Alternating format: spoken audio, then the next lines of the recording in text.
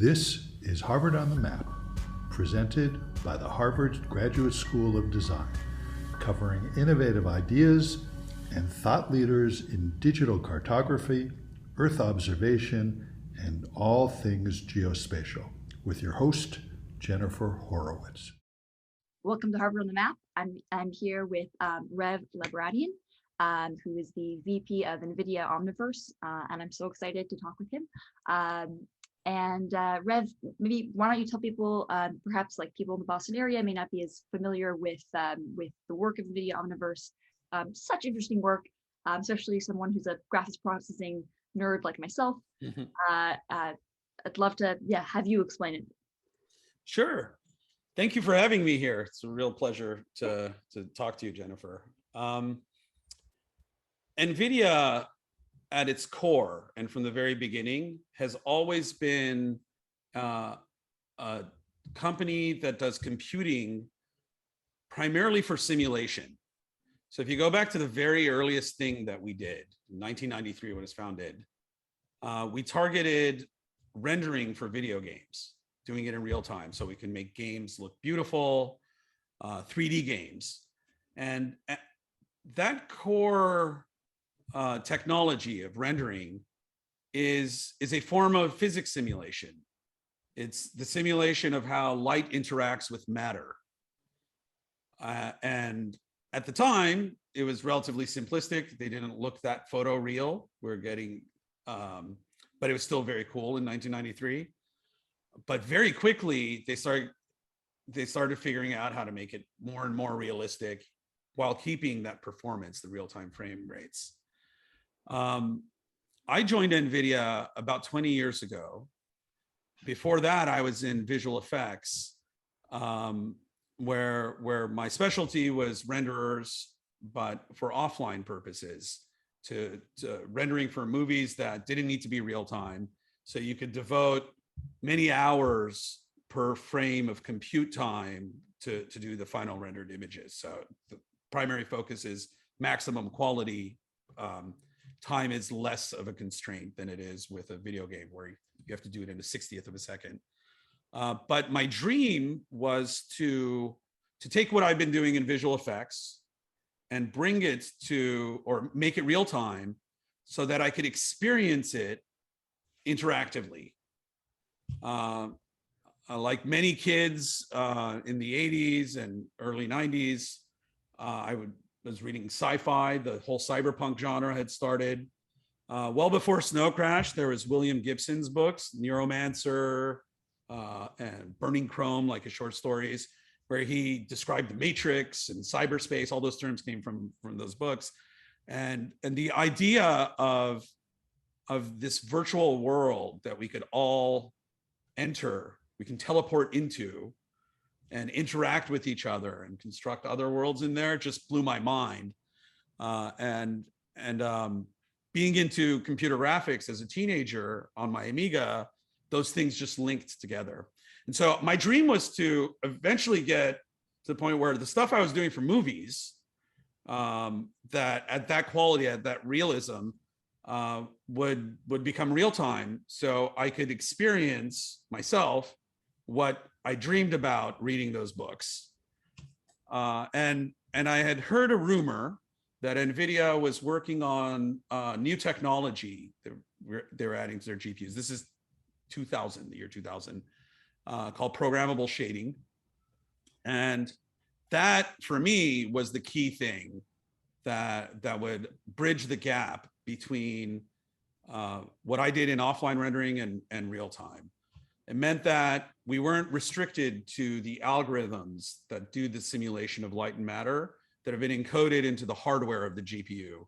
We could program the GPU to do much wider, much more breadth of types of effects of light that we experience in the real world, and what we do in offline renders. But now I could potentially do that in real time. So I joined to work on one of the first shading languages for real time, a compiler and the runtime for that called CG.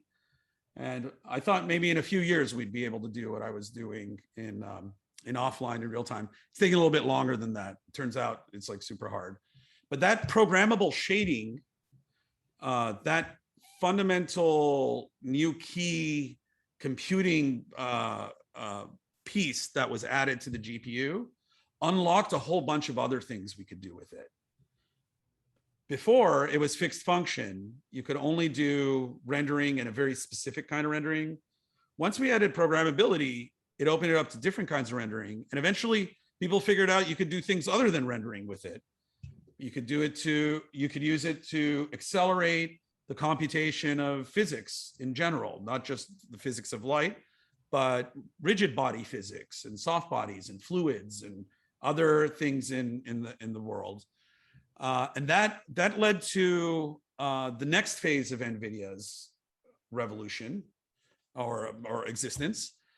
We went from simulating light and matter to supercomputing, simulating general physics.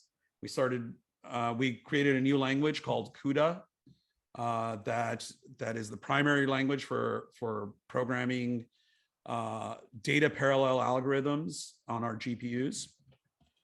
And it unlocked new applications that were impossible before because it offered orders of magnitude more performance. That then paved the way for the next killer app, which created the third era of NVIDIA. Deep learning and AI was discovered on top of our GPUs in the modern era. I mean, neural networks and stuff had been around for a while.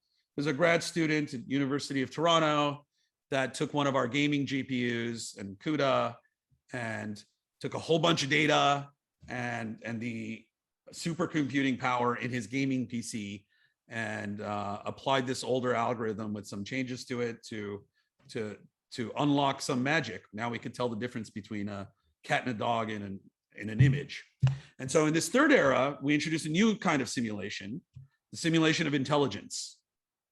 So with these three things, simulation of light and matter, the simulation of the rules of the world around us, of physics in general, and the simulation of intelligence, we now have all of the ingredients to construct a simulation of a whole world, these virtual worlds. And that's extremely powerful. Once you can simulate a world and you can make that world visible or available to the senses of some human, we gain some superpowers. If you have a perfect simulation of a world, if you had infinite computing power and all your algorithms are perfect and you can simulate everything perfectly, and you can ingest the real world, you can convert it through computer vision or other similar algorithms into a representation of that virtual world, you essentially get teleportation. So if I could reconstruct the real world in the virtual world, and then I can plug into it with a headset or jack in to eventually my brain directly into it, bypassing my eyes and all that, just go straight to the neurons in my brain that deal with that kind of stuff. I could essentially teleport to that place. And if I can keep that real world place in sync at a high frequency with the virtual world, there's really no difference between teleporting to that place and seeing it versus experiencing it in the virtual world, because to me, it's going to feel exactly the same way. Now, if you can record the state of that world over time, so it's not just the present that you have, but you have states of the world in the past, you essentially get a rewind scroll bar. So you can go back in time and you can experience it at some point in time in the past. So now you have the combination between a teleportation machine and a time machine that can go into the past. If you add to that simulation and accurate simulation, one that's high fidelity enough, you can then potentially predict the future. So given the current state of this world, you can simulate out what the future might be, and by jacking into it, you can teleport to that future. So you've got, through this one thing that we've created here, the simulator, and the combination of computer vision and technologies to ingest, as well as display technologies that let us experience that simulated world in the modalities that we're used to in the real world. Once you have all these pieces in place, we get a teleportation and a time machine device. This time machine is awesome because it'll let you explore not just the current world or the future that's going to happen in the world, but we can look at alternative futures. You can change the initial conditions of the world and run your simulation and do experiments and say, if I'm, say, trying to do climate modeling, I create a simulation of the Earth. I can change some conditions. Say, what if we reduced carbon emissions by this amount in this area? What will the world look like in the future scenario there? Or if I'm building an advanced factory filled with robots and humans working together, I can do experiments like, say, what if I space this robot 2 feet away from the human? Will that be safer for them or not? And I can explore alternative futures in the simulator to see if there's a conflict there between the robot and the human, whether the pieces that they're dragging through the manufacturing line fit inside the aisles and all these kinds of things. So we get a sort of multiverse, all these alternative futures that we could choose between in the simulation. And then we have the choice of acting on our own world based on what we learned about these possible futures, and make our actual future in the real world better. So that's a really long-winded way to get to what I'm doing now at NVIDIA with Omniverse. Omniverse is two related things, but two distinct things for us. First, it is our foundational technologies and platform, kind of plumbing and infrastructure, to allow people in various industries in all walks of life, doing whatever they're doing, to combine and collaborate together to construct virtual worlds. Whether you're an architect or you're a manufacturer or a designer creating a phone or something that doesn't exist yet, but you're just exploring that design space. If you're creating a movie or a video game, whatever it is, nowadays we do all of this stuff first in the virtual world. And if you have a simulator that you can couple with that, then that could really help you in your design on whatever it is. We're about to probably going to pass some bills here to do trillions of dollars in infrastructure in our country here in the United States. There are going to be a lot of bridges and tunnels and buildings and parks and things that are going to have to be built. The design of all of these things were already complex, even 50, 100 years ago, but the complexity today is far greater than it's ever been. And it's impossible to really design them well before you start construction. When we go to build these things, we always find that the design was somewhat flawed and it has to be adjusted, which causes all of the time overruns and cost overruns that you always hear about. Think over there. I mean, you guys, you're in Massachusetts and Cambridge, Boston area. The Big Dig was famous for that, right? Like, how long did that take to do? Yeah. It just so we want to make it so that all designers, all people creating anything, even in the real world, can take the tools that they use to make the virtual representations of their thing and combine it with the virtual representations of other things other people create. So an architect who uses their tool like Revit or SketchUp should be able to work with a designer who uses CATIA or SolidWorks, and they should be able to combine all of the things that they're building in the real world, but do it in the virtual world first, and get access to the simulators to see how this thing will look correct, well, what it'll look like with different materials, how will it behave, what will the stresses on this thing behave like, etc. So the first part is all about that collaboration. It's about standardizing the representation of the things we put inside the virtual world, what people are now starting to call metaverse, based on the term Neil Stephenson coined in Snow Crash. So we want to find a common language to describe all these things, because there are a lot of great tools that already exist and more tools that need to be developed that all need to cooperate with each other, collaborate with each other.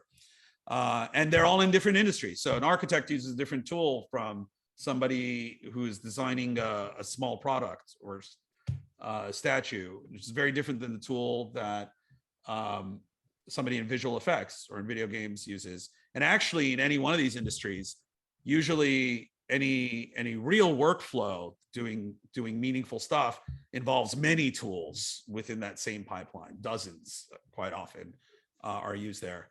And what's missing in the 3D world is a common standard for exchanging this data between them. We settled on one that Pixar introduced and open sourced back in 2015 called USD, Universal Scene Description. We looked at that, and I looked at it and thought, wow, this is the first time in the 20, 30 years I've been doing computer graphics that there's something that could possibly be this lingua franca for us, because 3D, describing things in 3D is so hard, and there's so many aspects to it that nobody could really agree on it before. But it kind of made sense that Pixar landed on the thing that would do that well. If you think about it, no other company in the world has been making large virtual worlds that hundreds or thousands of people contribute to using a heterogeneous set of tools as long as Pixar has. And this is their fourth attempt at it. This is like their fourth generation. So they created this, and luckily they put it out there, lucky for us, as open source. I looked at it and said, this feels to me like HTML in 1993, when I first saw it was released. That it's the promise is there, it's extremely powerful, and it's going to unlock all this other stuff, but it's not complete yet. There's a lot more we can do with it. Yeah. And HTML1 in 1993 was far from what we needed it to be.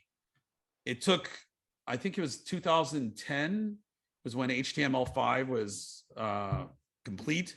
And so between HTML1 and HTML5, that was 17 years.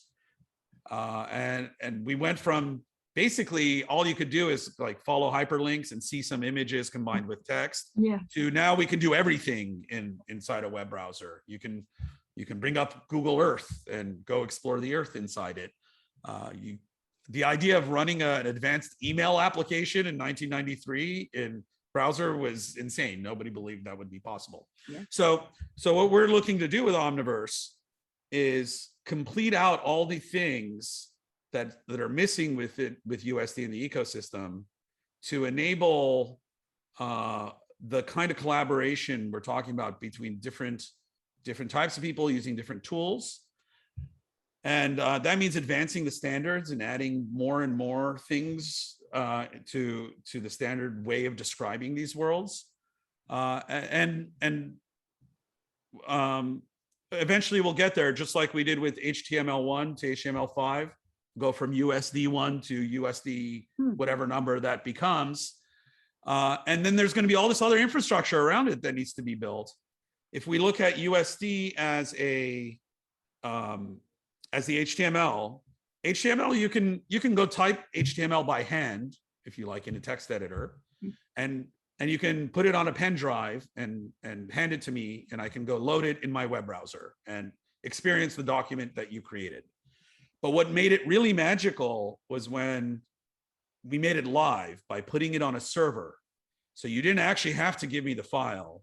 You give me a URL that I could then click on, and it goes and fetches all of the appropriate data, and I have that experience, and it's alive, and you can change it at any point on the server, and it will change for me. And you can create a web of these things. They're all linked to each other. So USD is the HTML, but there's no web server, an HTTP server that exists. And so with Omniverse, we've built that. We have part of Omniverse we call Nucleus. It's essentially like it's analogous to a web server. It's what will make your USD live. You can run this server and you can connect various tools to it, just like how you can connect a browser to a web server. So that's one part of it. There's a collaboration side, and that's extremely important. And I think in all of the talks about metaverses, one thing that is still lacking, I think, in the discussion is how are we going to fill the metaverse with stuff? The web, that was actually fairly simple to do. Anybody can type. You can put text in there at the very least. So it was immediately democratized. Like anybody can create a web page. Putting images in there, no problem, right? You just take an image, and at the time you'd scan it in. Later we have cameras that can produce digital images to begin with. We can add video and all of this other stuff, so we can populate it with things. But if the metaverse is the next web, it's an immersive 3D web, then you have the content problem. How are you gonna fill it with content? And today, the set of people in the world that can produce high quality 3D content is actually very small. I don't know what that number is, but I would imagine that the number of people in the world artists that can create 3D content for video games, for AAA video games, and high quality content for films and movies, it's probably under 1 million people in the world, probably far less than that, actually. Yeah, I think that's optimistic, yeah. And so it kind of doesn't matter how big the metaverse is and how many people have access to it if there's no content inside it. Right. We need to enable everyone to be able to contribute to it. Now, it turns out that everybody is doing 3D in some form, or at least needs it. And architects are creating buildings in 3D in their CAD software. Yeah. Every product that we experience, whether it's an IKEA sofa or your phone or whatever it is, there's a 3D representation of that thing somewhere. Yeah. So we should tap into that at the very least. We should take all the real stuff that we build in the world, take their virtual representations, make it really easy to bring into this thing. And then we need to take it a step further.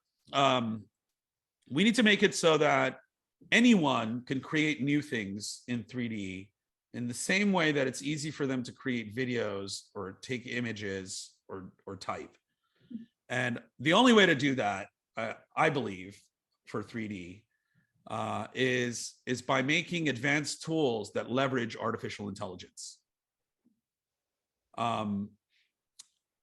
The creating photos or videos, doing them artfully is one thing, but basically everyone today has all the tools that they need to create a high quality video, and they can go put it up on YouTube.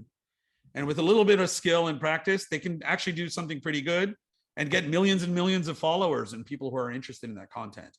That's not true with 3D. You can go download Blender and spend the next 30 years of your life mastering just one segment of it. You could be a modeler, or maybe a character animator, right, or a lighting expert. It's almost impossible for you to be good at all of those things, and it takes a long time to do.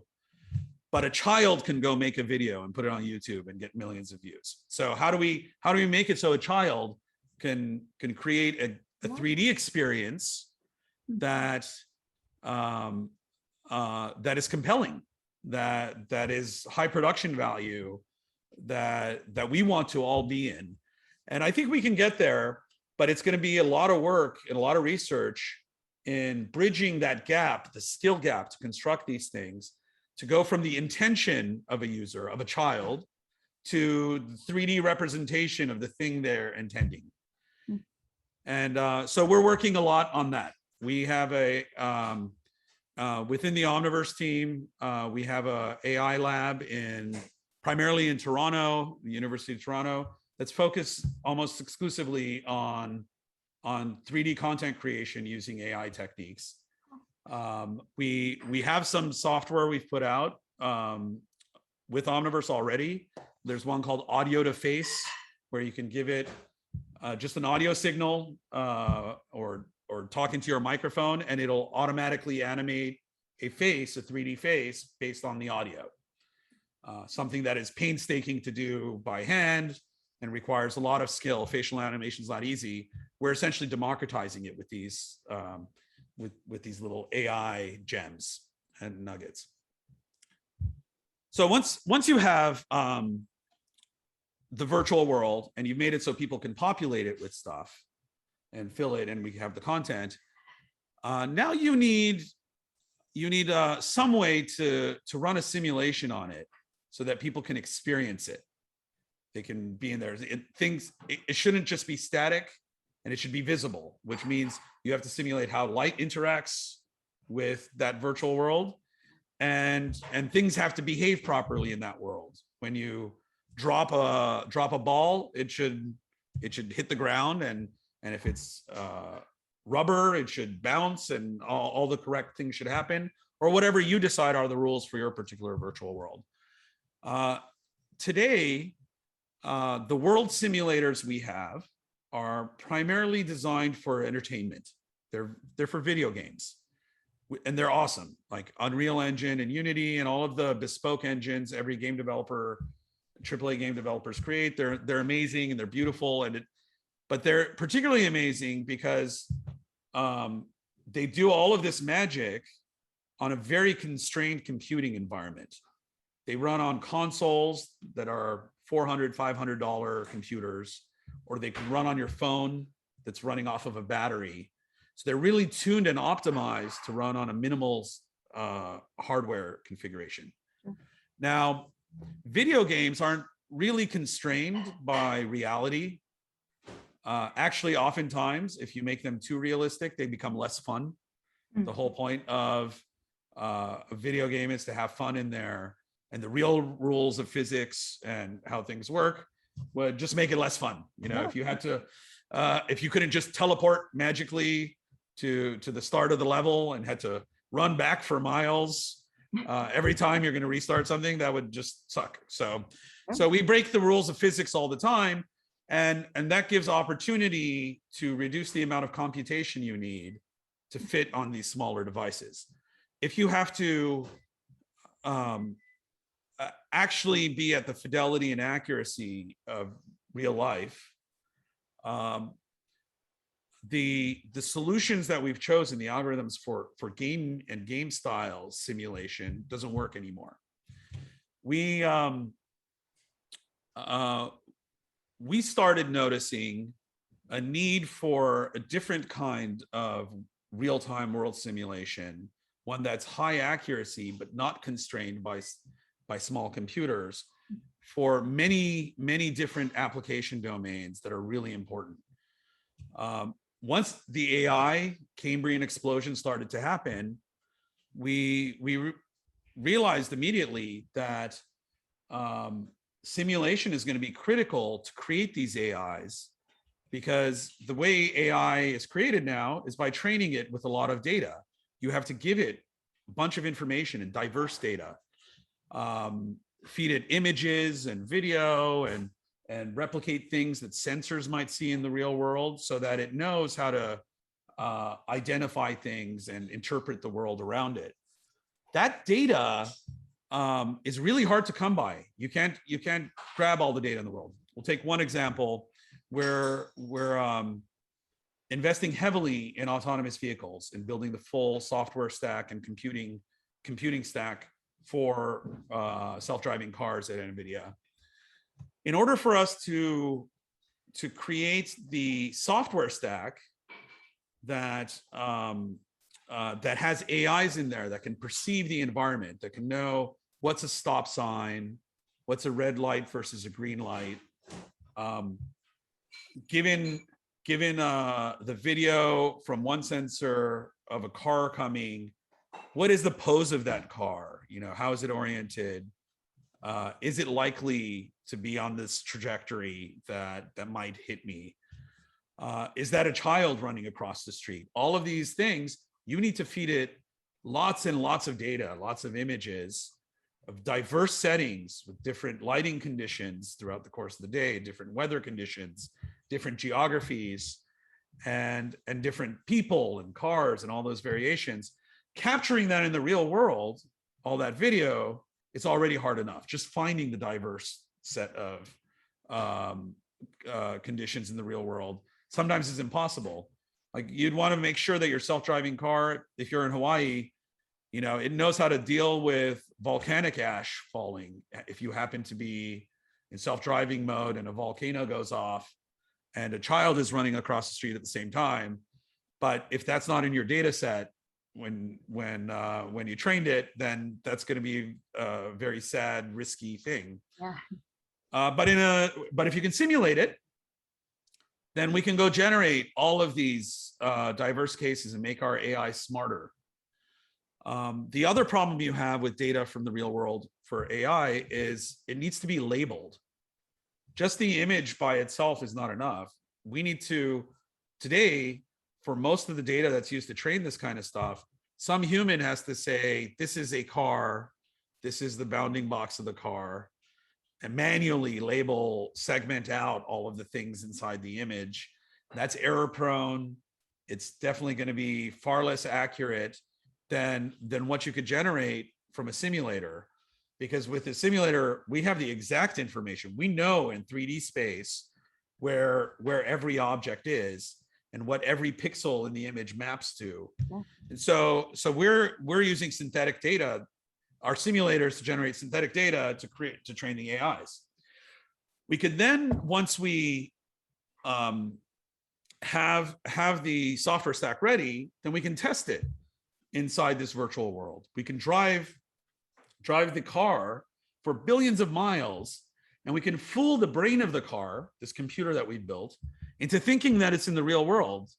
But because we've created a virtual reality for it that's high enough fidelity and fast enough so that the actual computer is getting input at the same rates that you would in the real world. So everything is the same.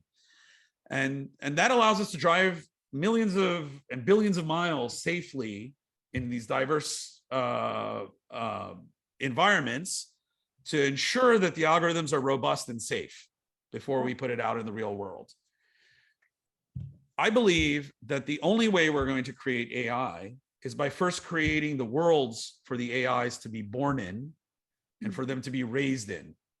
That's kind of the natural place where they'll exist. And so the second part of Omniverse is doing that, is we're building a simulation stack, a simulation infrastructure that will allow us to do these large scale simulations that are of ultra high accuracy, not for fun, but for matching reality as closely as possible. So we can create AIs for self-driving cars, for general robotics. So we can test out and experience the designs of our bridges and skyscrapers and parks and of the products that we create. We can experience all of that first before we go through the tremendous cost and time of actually doing that work. And to do that, that's a computing problem. It's a computer science problem. It's a probably it is the grandest of all computer science or any human problem, if you ask me. Simulating the universe, what can be more than that? It's kind of, by definition, it's everything in the universe. So it's this endless problem. We'll never be able to do it all because we need a computer that's bigger and has more atoms than all of the universe combined. True, yeah. So it's kind of like the meta problem of all problems. And we're just at the very beginnings of this thing. We're building, and at NVIDIA, we feel like we have a unique place in this. Our contribution, we can uniquely contribute because we are a full stack computing company that from the very start has been targeting accelerated computing applications around simulation. And all of these things that we've done in the past combined can contribute uniquely here. Now, the metaverse that we've all been talking about is much more than what I just described as well. There's a lot of problems to solve, like identity and how we can take these things that we create and populate it with and create scarcity and exchange them across each other between our metaverses and all of those things. I don't know if NVIDIA is well suited to solve those problems. We can certainly help with the computers behind them, but as far as the core computer science behind doing the simulation and the content creation, that's where we excel. And Omniverse is our play at that. That's we're investing tremendously in that, and we're really excited about where this is going to go. All right, so that was a lot of rambling for a long period of time. Let me know if you have any questions. That was the best explanation of what you do that I've ever had on the program. That's fantastic. I appreciate it. Well, thank you. It's interesting you mentioned autonomous vehicles. I had last semester, I had, it's the theme of the show, it's mapping. It's Harvard on the map. So it's a mapping centric program. I had James Wu, who's the CEO of DeepMap, which I know is now part of NVIDIA, which is super cool. I forgot that. They're really cool. They do good work. They do awesome work. Yeah. So I'd be fascinated, especially from your perspective. I wonder, you mentioned so many interesting use cases, but I think of NVIDIA, I think because people come into understanding of NVIDIA in terms of, as a gamer, I think I started to look at GPUs and then look at, test different ones. I wonder, what have been the most interesting use cases or most exotic use cases that you've seen of NVIDIA's technology? Oh my gosh. Ones where you're like, wow, I didn't even think of that. It didn't, be well, as I said before, my background's in computer graphics. Yeah. I was fortunate to be in Los Angeles, born and raised in LA. And when Jurassic Park happened, that's right when I turned 18. So there's huge demand for anybody that knew anything about computer graphics. And I snuck my way into Warner Brothers to go work on toon shading for Marvin the Martian in 3D. And then then I went to Disney and worked on a hair renderer for a movie called Mighty Joe Young. My passion from a young age, I think I was 10 years old when I saw my first computer graphics image inside a computer magazine for this computer I was lusting after called an Amiga. And in that photo, there was a picture of two spheres over a checkerboard. One of them was transparent. That's it's a famous image from Turner Whitted's paper on ray tracing, the Turner Whitted style ray tracing. I couldn't make sense of it. I looked at that image and I couldn't understand what I was looking at. I'm like, it's not a photo. That doesn't look exactly real, but it doesn't look like it's painted or drawn. And when I read that an algorithm did that, that the image was synthesized from a computer program, I got really excited because I could write a computer program to do this now, because I knew how to write computer programs, but I couldn't draw to save my life.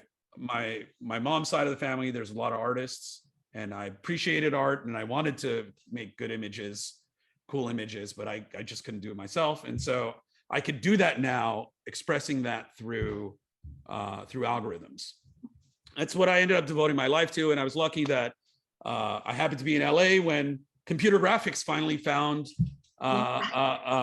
its first big industrial use was to make entertaining movies. We could do dinosaurs and tornadoes and gorillas and whatever, all that fun stuff. But I realized that as much as I liked making the movies, my true passion was actually in computer graphics and really in simulating these worlds. The movie was a nice end product of that, or an excuse to go do my part of the work. But I always felt like there could be something more. Nvidia started with the intent of making this accelerator, this computing device. It started as a computing company, but they chose to go after PC 3D video games as the first market. It's one of the first ingenious things that Jensen Huang, our founder CEO, did, is he realized that in order to fuel the development of the thing that we want to build, this great computing architecture, you need to find a big market for it. And that market didn't quite exist yet, but he had a sense that gaming could be big. There were other gaming happening elsewhere, but PC gaming could be big, and 3D was the way to go. So we went after that market, but the intent wasn't always to just be a gaming company. I know from your perspective, you see Nvidia as a gaming company. How I first came to understand. But there are many other companies that don't see us as gaming companies because they use it for other things, right? And there's nothing wrong with gaming. I love it. I'm a gamer myself. I play video games every day, and I think it's awesome. And the line between what's a video game and what's work and whatever, that's all going to go away anyway. We're all going to be just living inside these video games. One day, yeah. So from there, once we added programmability and got CUDA, our GPU started to be used for things like oil and gas exploration, or for volumetric imaging of scans of human bodies for medical purposes, all these other things. Yeah. They're all cool, but none of them were as interesting to me as doing video games and cool images for movies for that period of time, until the AI explosion happened. And that's when I realized that this thing that I've been doing my whole life, that's been primarily for entertainment, can now be used for just about everything. Yeah. And really important things that can really make a difference and impact people's lives greatly. If you can give scientists a view into the future of the Earth and give them some tools to help solve climate change, that kind of matters. If you can give a doctor that is on the other side of the Earth a way to really understand what's going on with your body at that moment, they might be able to treat you properly, better than a local doctor might, because he's an expert on that particular thing. There's so many things you can use it for, but with AI, it became essential overnight. Like what I was saying earlier about how the only way we're gonna be able to train these AIs and to ensure that they work well is by creating worlds for them. That became clear immediately. And soon I started working on robotics, which was really weird because previous to working on that, I'd never worked on physical things. Like I've always been a software guy, even like GPU. I'm at a chip company, quote unquote, but I've always been a software guy from the very start. They hired me to do rendering algorithms on top of the hardware stacks, on top of the system software. So Jensen asked me to start looking into robotics. I'm like, I said, are you serious? I'm like, I don't know anything about, they're cool, but, and he said, well, he's like, a robot in our real world, it's just the same thing as one of those non-player characters inside a video game. He's like, you need to, and my team was doing physics already, accelerated physics for video games. And he's like, the main thing is to get the simulator matching the real world in terms of fidelity. He's like, basically, it's not going to matter whether you design the robot in the virtual world or in the real world, if that simulator is close enough. And it turns out that the only way we're going to make real robots behave properly and work well is by having simulators where they can learn for what's the equivalent of millions or billions of years of our time, the real world. Go just keep trying things over and over again using reinforcement learning, just like how a baby learns. You know, they come into this world, they don't know how to actuate all their muscles, and they don't understand exactly what they're seeing at first.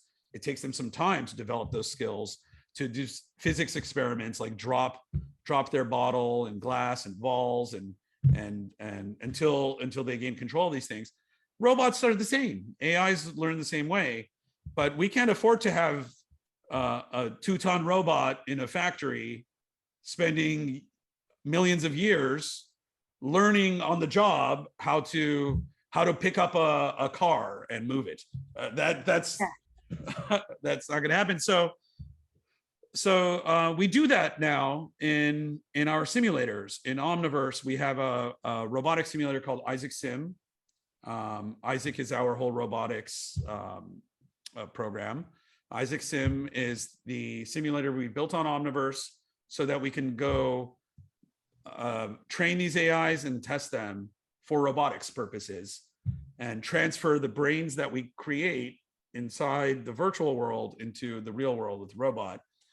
So the way I kind of think about it, well, so to answer your question, that to me was the most compelling use case. I'm like, I never had thought that the things that I was doing for entertainment with computer graphics would ever apply to a robot. And it turned out that to create robots, that this is an essential component of it. I think that's super cool. And then I realized that Jensen was right, that they really are the same thing. And we can kind of think of, I think of it on 2 axes. So you have on the x-axis, you have your realities. And on the left side, I think, okay, that's the reality that we're all in, or we think we're all in, if it's not some simulation. And all of us are have lived in this as far as we know. Mankind throughout its whole history has only lived in this reality. But now we're creating a virtual reality on the other end. We essentially have them already. There are these video games and stuff. They're relatively simplistic compared to the real world, but they're there. You can go play FIFA. You can play a soccer game in the virtual world with 20 other people. You know, you can enter an island in Fortnite with 100 other people and experience this virtual world together. So there's a VR there, and we're making it more and more immersive with these things we put on our heads and whatnot, and that'll get better. But it's not binary. It's not just like real world and VR. There's like this stuff in between. You can kind of mix the two together. That's where AR and mixed reality and stuff come in. We can overlay virtual elements on top of the real world, or ingest things from the real world and place it in the virtual world, kind of mix them together. That's one axis. And the other axis is intelligence. So at the bottom left corner, we have human intelligence or animal intelligence on the bottom side of the y-axis, and in the bottom left corner, that's essentially like what we've known forever. It's our reality plus all the intelligence we know. But at the top end, we're creating artificial intelligence. This is what their intelligences that humans construct, and they're not that smart yet, but they're getting pretty smart. And I don't know when it's going to happen, but it looks like we might get to the point where they're smarter than us, at least in many things. In some cases, they're already superhuman. They can tell the difference between breeds of dogs better than any human known. That's true. Already, right? Like there's some things that are superhuman in this. Transcribing bad audio quality recordings to text, they do that better than us already. Yeah. And even in this, it's not binary. You can mix the two together. We're actually always doing it. Most people walk around with a phone. The moment you have a question, you can ask your phone the question and it gives you the information. I remember a time where none of that existed. I'm old enough that if you had a question, you would just hope that somebody around you knew. Right. And then you might maybe go check your encyclopedia at home, and it probably didn't have the answer because it's outdated and it's not big enough. And if you were really determined, you would go to a library. Right. But now it's instantly available to us. And so we've augmented our intelligence with an artificial intelligence. Right. And eventually that interface will also become lower latency and more fluid.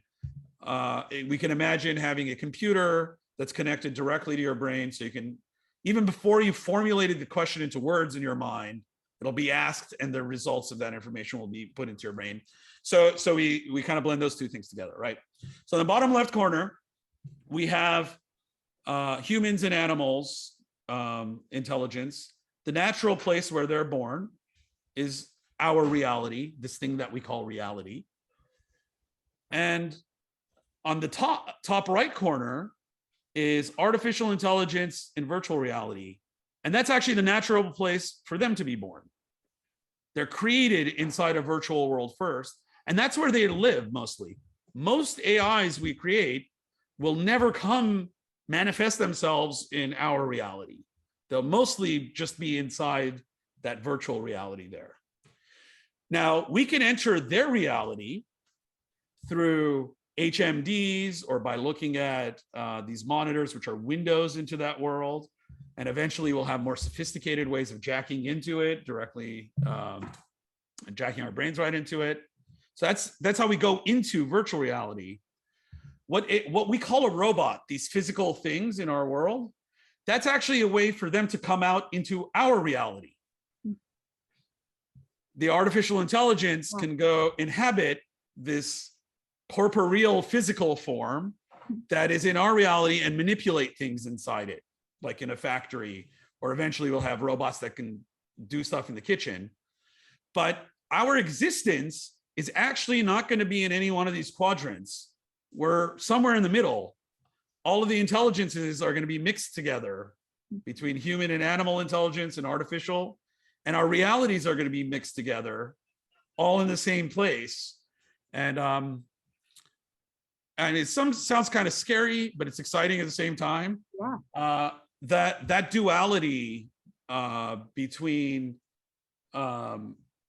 virtual reality and actual reality and the intelligence, human intelligence versus AI and where they're born, like that I didn't connect that, back in the past. Yeah. But after Jensen brought up this idea that there's really a robot in the real world is the same thing as a non-player character inside my video game, that's actually totally true. And that's what we're doing. So our Isaac simulator is helping us create these AIs, these robots in the virtual world.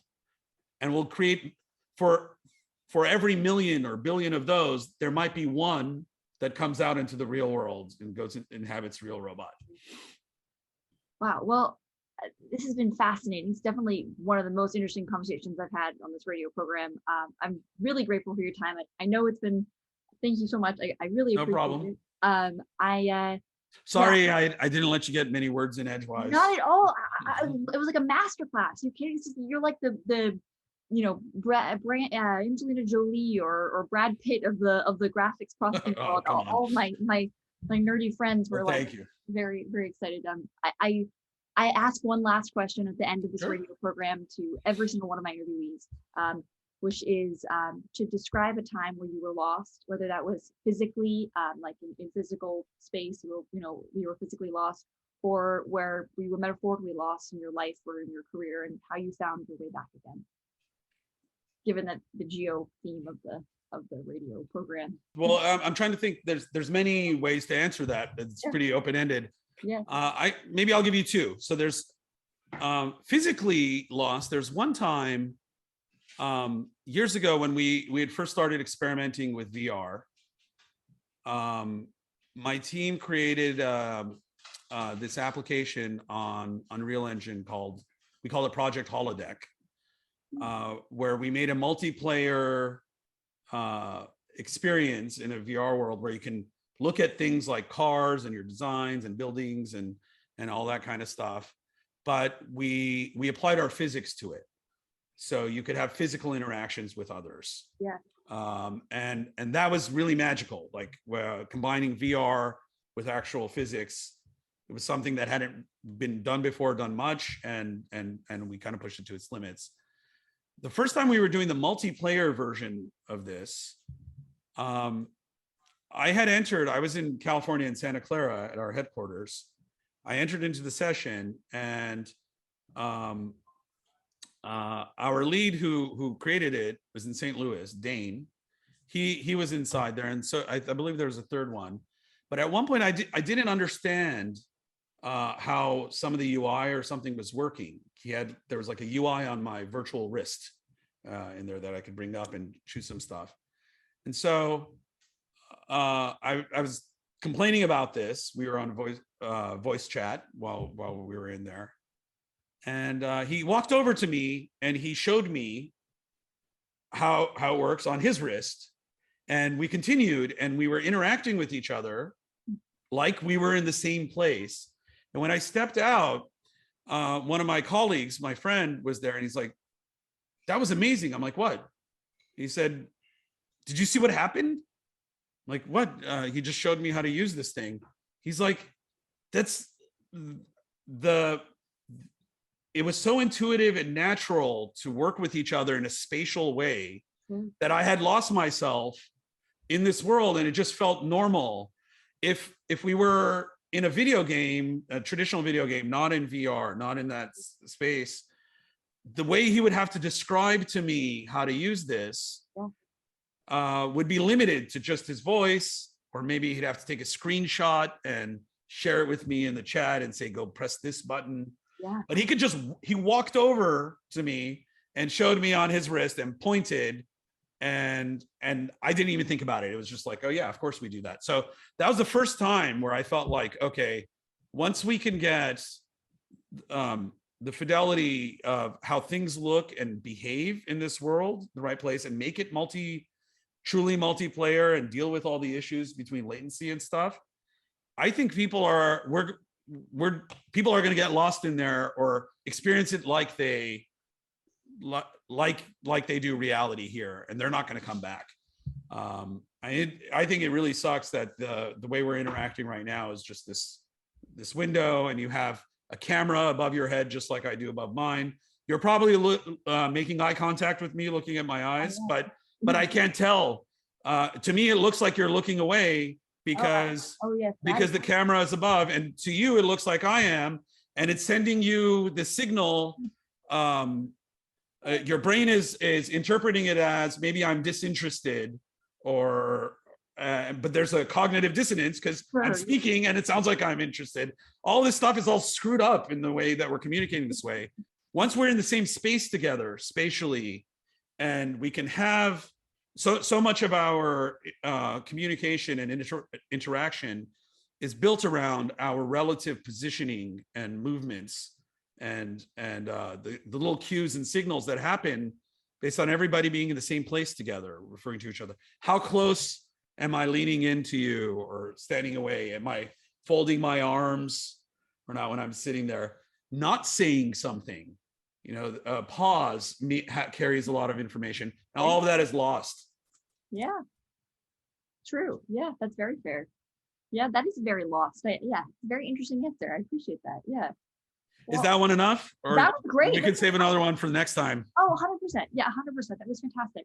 Thank you so much for coming on the program and for talking with me. This was very, very much relevant to my thesis, to my general research and my classes. I'm so grateful for your time. All right. Real pleasure.